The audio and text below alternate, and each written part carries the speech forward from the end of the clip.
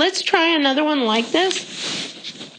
In F we have division involving roots. Again, they look like entirely different problems. They won't be if I can turn them both into fractional exponents. So let's start out there.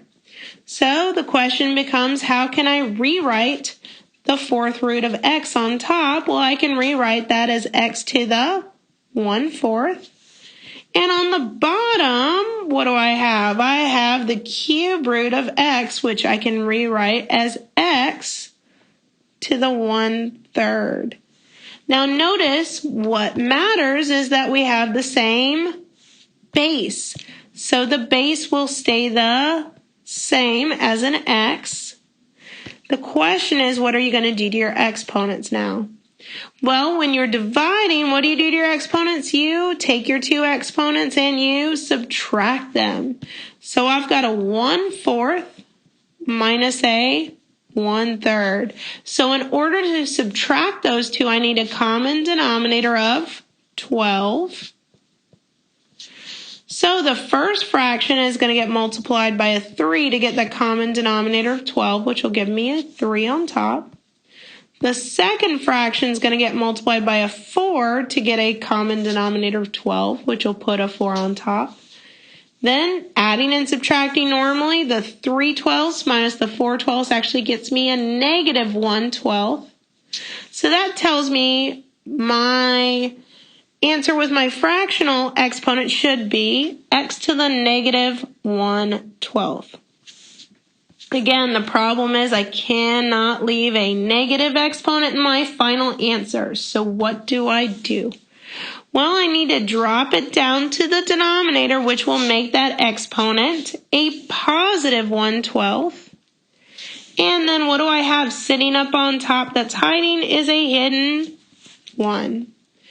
Now this answer is fine, but again, I started out with roots. It'd be best if I leave my final answer in terms of roots.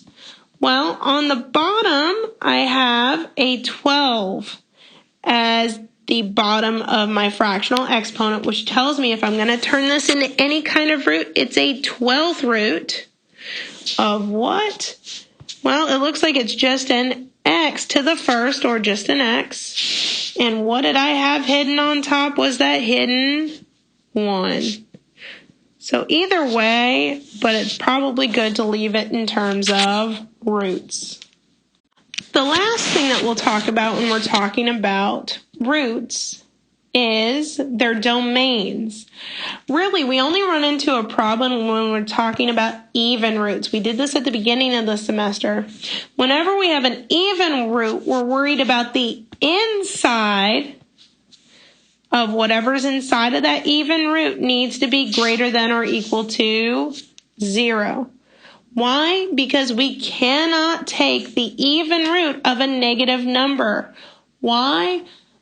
For instance, square roots of negatives turn into what? They turn into i's. So we cannot have negatives inside of even roots. So again, what we're doing is we're making sure that whatever's inside of our even root is greater than or equal to 0, meaning we're making sure that it is not negative.